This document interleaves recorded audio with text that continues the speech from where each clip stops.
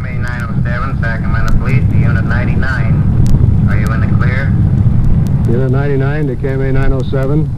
Unit 99, Sergeant Guthrie, 909. In service and on the air. This is Sergeant Bruce Guthrie of Unit 99 at Headquarters, Police Department, City of Sacramento, California. My detail is to ride in Unit 99, our tape recorder-equipped radio car, and to respond whenever the dispatcher transmits a signal to one of our other units on duty somewhere in the city. At the scene, we make the recordings which we provide for this program. Now, to tell you more about Unit 99, here's our chief, James B. Hicks, Sacramento Police. When Unit 99 takes off on the dispatcher's radio signal, everything which happens is real. What you hear, happened. This is the standing order to Sergeant Guthrie, the officer in charge of Unit 99. Get it on the spot while it's going on. And as you listen, this is what Guthrie does. Now to Unit 99 and Sergeant Bruce Guthrie on duty. Unit 3. A 211 has just occurred at 1511 16th Street. Following is a description of the suspect. Male, Mexican, 27 or 28 years, short build. Unit 3 respond. KMA 907. Just had a stick-up on 16th Street in the 1500 block. Unit 3 has been dispatched. We'll cover in on it.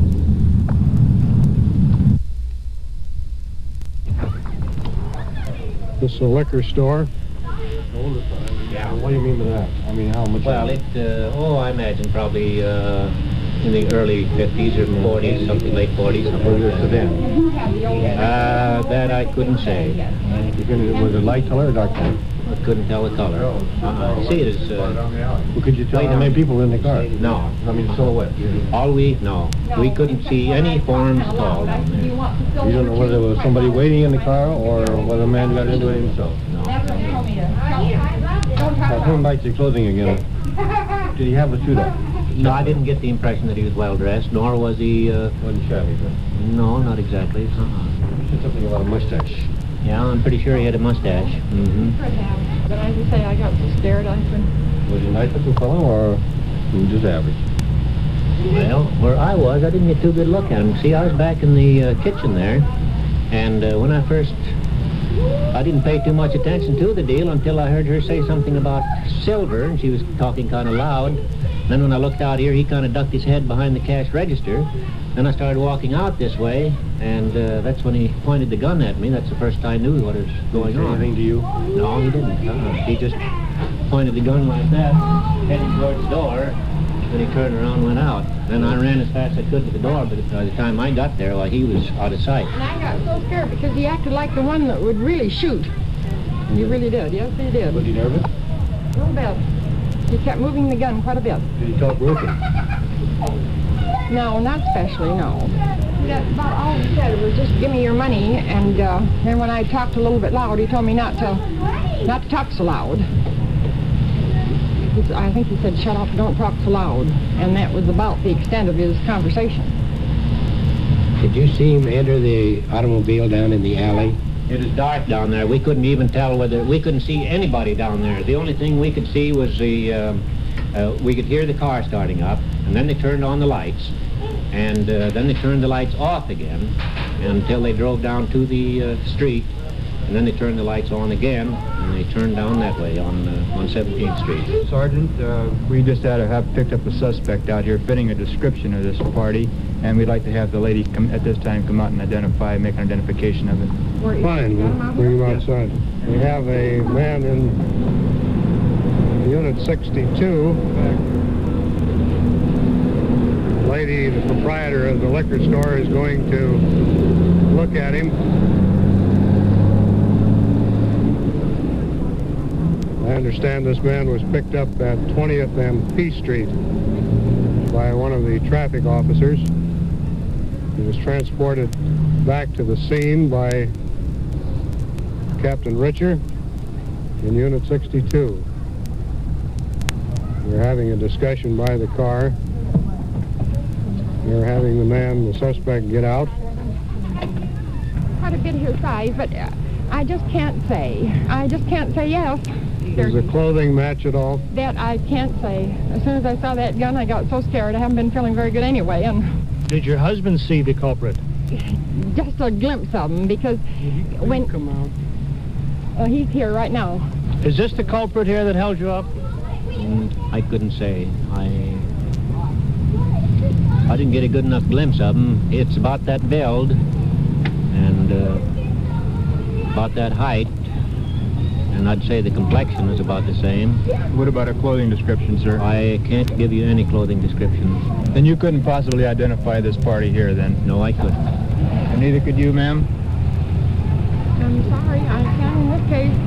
Looks like one of those dead ends, doesn't One it? of those dead ends, Sergeant. Captain Richard, will you tell us what they're going to do with this suspect they picked up? Well, I don't know at the moment. We're going to hold him and see if we can get any further identification.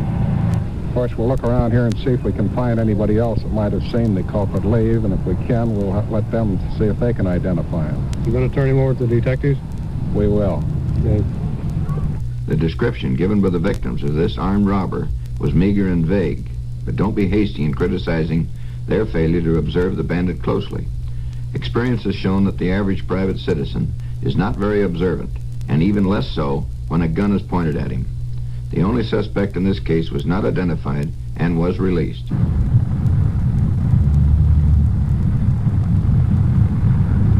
Unit 2, 415, code 2. Check Unit 2, came in on a 7.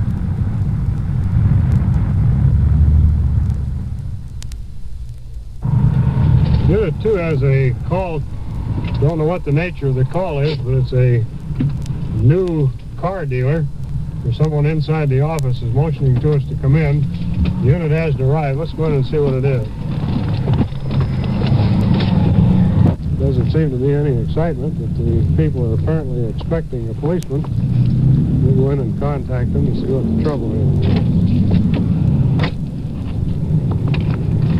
We repossessed the car from a guy, and he's threatening everybody with a lug wrench and so forth. I want him out of here. Where is he? He's in there in the office. Threatening the guy with a lug wrench. There's 3 or 4 of us here, kept him from... The unit that's answering this call will be here in just a minute. We'll go in and talk to him until they get here. Back here in the back? Hi, what seems to be the trouble? Oh, we repossessed a car here, and there seems to be an argument about a tire that was on it. We want him to keep the car, but the tire belongs to my brother, and we'd like the tire back. There's already 5 tires on it with the car that have yellow rims. This car has a green rim. This tire has a green rim. And we would like to take the tire because my brother wants it back. Now, other than that, everything else on the car is fine. We want them to keep it. We don't want it. But this tire is obviously, it has a green rim on it, and that's what we want. It is your tire, huh? Yes, there are five tires besides that. The whole deal is, now, I come in 1 month before that payment was due, and I told them that they can have the car back. I was not going to make any further payments on it. And he said, we don't want the car back. I said, okay, it'll be sitting over there. So he phoned me up last week. That was after the payment was due. He said he wants the car. I mean, he wants a payment. He doesn't want the car still. I said, well, I'm not making a payment. You can have the car. So at about 8:30 tonight, he goes over there. He doesn't knock on my door or anything. They just throw the car away. They don't knock on my door. They don't tell me anything about it. Well, you'd already given them permission to do that. You told them you didn't want the car. Well, yeah. No reason for you to get excited about it now. No, we're not excited about the car. We don't give a darn about the car. But we want the tire, because it doesn't even belong to us. Well, let's see if we can find out about this tire. How about this tire on the car? Well, I maintain that we towed the car in here with the tire. The tire was on the car when we towed it in. I've been willing to have them come back and discuss it with the management and make the decision then. As far as I'm concerned, it was bolted to the car when we picked the car up, and therefore it's part of the car right now. Well, you have a good point there. He actually Well, actually, this gentleman is right. The tire is on the car, and it's a civil matter. It's something that you would have to take up through the courts, or, as he suggests, through the manager. It would make it so much simpler if you come down here in the daytime when they're open for business, talk to the manager, and see what kind of a deal you can make with him. In other words, if they decide that the tire should go with the car, my brother's just out of tire, and in other words, what do you do about that? I told you, that's a civil matter. That's something that you would have to take up through the courts. Get yourself an attorney and let him might as well pay for look the into tire. it. There's no question about this. There's 5 tires, and there's 5 that have yellow rims, 1 that have a green rim. Your mind. There's no question in my mind. It's mine. I'm going to come down tomorrow, and I'm going to take it. Mm-hmm. Well, now you're going off a little bit, you're getting a little off base, sir. because you can't go into any business place and take something.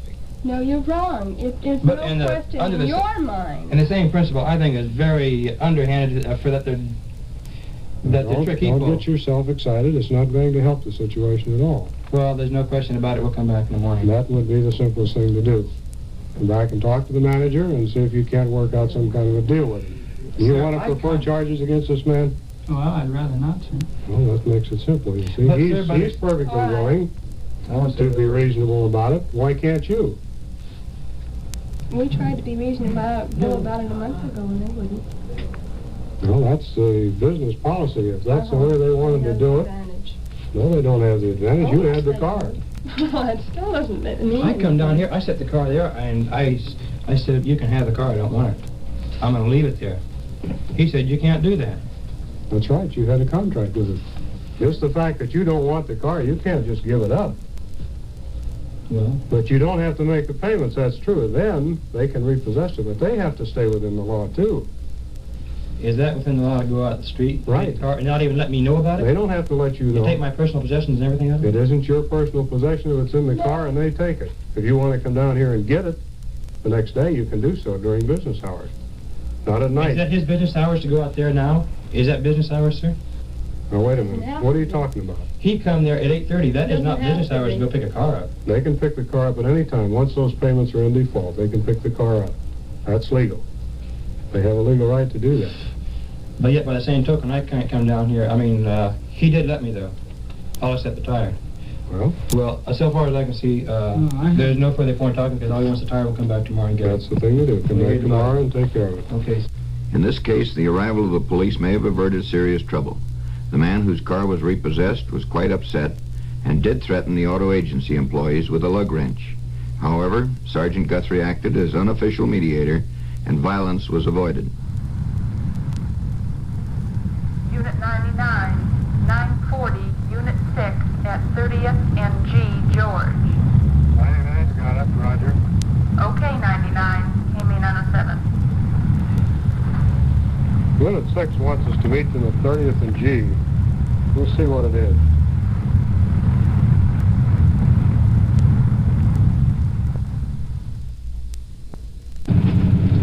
Hi, Jack. What do you got? Well, we got a young girl here that either apparently snuck off with the father's car, or the boyfriend took the car and she dropped the boyfriend off, and she's proceeding to drive it around town. She doesn't know how to drive an automobile, doesn't have a driver's license, and never did have one. She practically ran us down going through a stop sign trying to control the car, and pulled her over here and asked her how she got it. Comes on some kind of a story about her father let the boyfriend have the car, and she dropped him off, and now we're in the process. How old is the girl? 16 years old. We're in the process of taking her home now and seeing what the father has to say about it. Well, let's talk to her and see what it is. You want to slide over here, young lady, so we can talk to you, please? Would you explain how you come by to getting this car tonight, please? Well, this guy, he came home from the Air Force, and he drove the car to his house, and then after he went inside, he said he'd be out to drive me home, but he didn't come out, so I just drove home.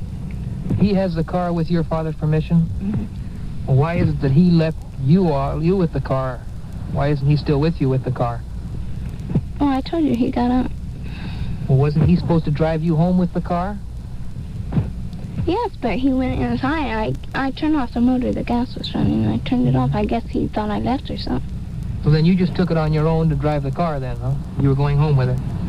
Knowing, of course, that you don't have a driver's license and don't know how to drive a car. Do you realize that you could very easily kill yourself or many other people in doing that? No. Do you realize the seriousness of it? Yes. Well, I think you better take her home and talk to her father. We'll follow you over there and see what he has to say.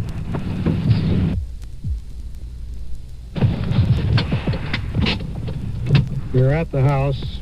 Officer Morris and Moon are taking the girl out of the car, and they're going up to the front porch of the house. This is a story-and-a-half residence in a residential area, older type home. Apparently it's been broken up into small apartments. We're going around to the rear of the building. The young lady is leading us out clear behind the residence, going up the rear stairs. The lights on in the house.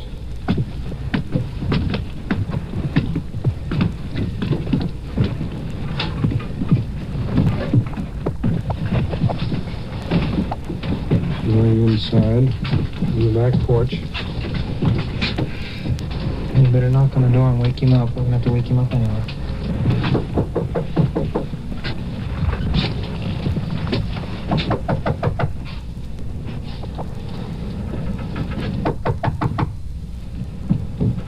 Who's supposed to be in there? My father and mother and my brothers and sisters. It's me, Mom.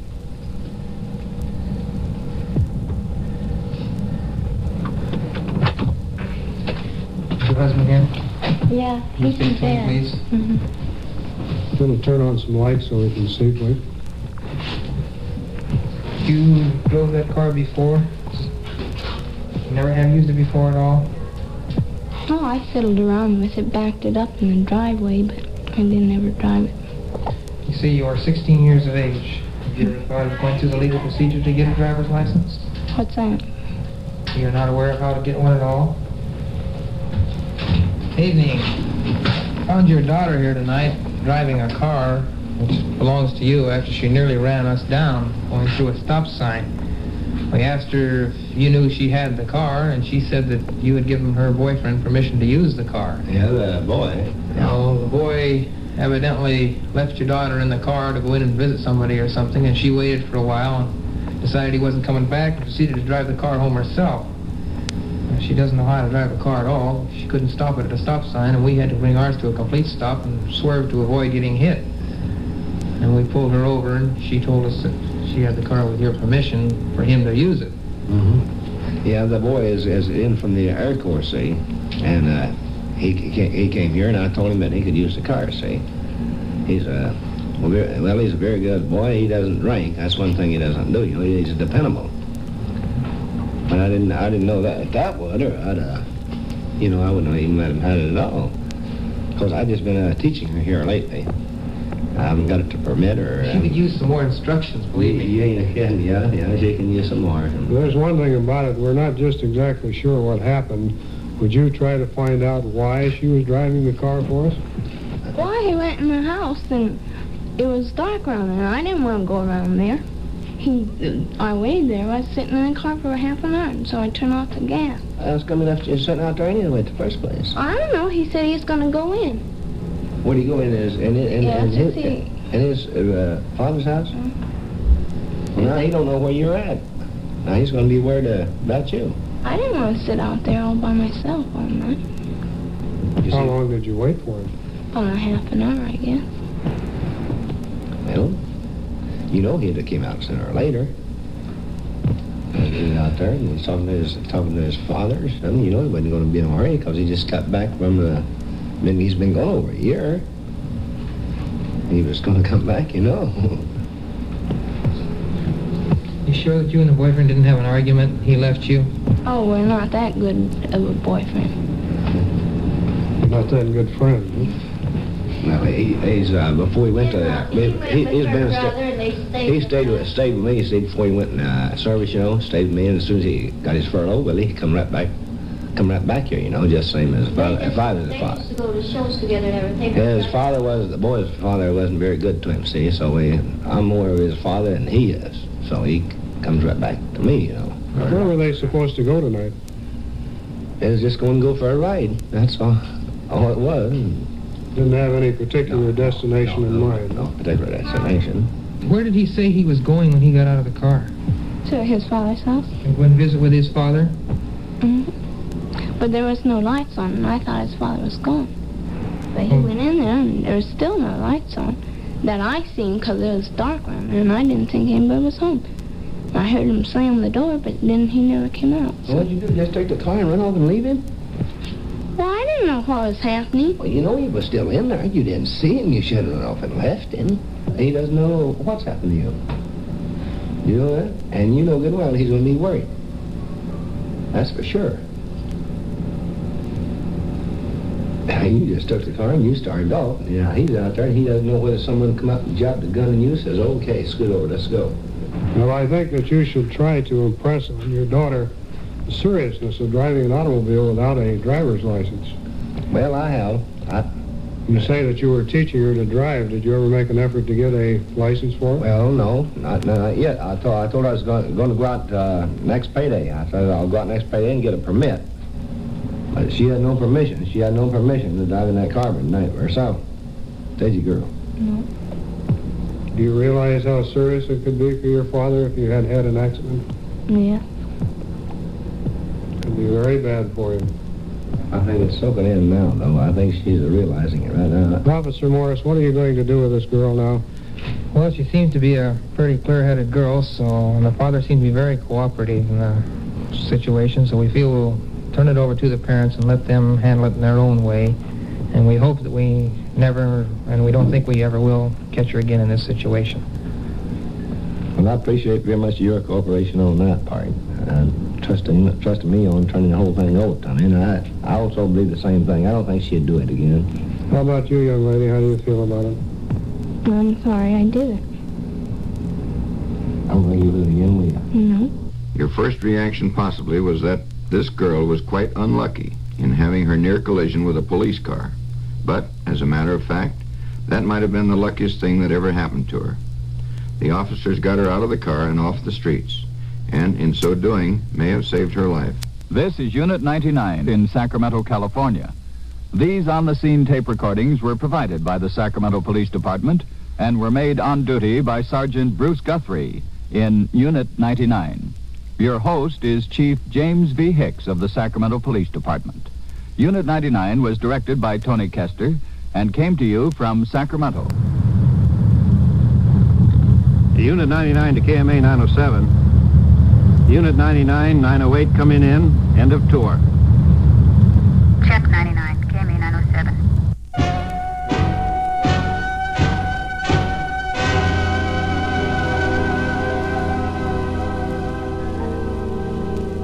Unit 99 has come to you through the worldwide facilities of the United States Armed Forces Radio and Television Service.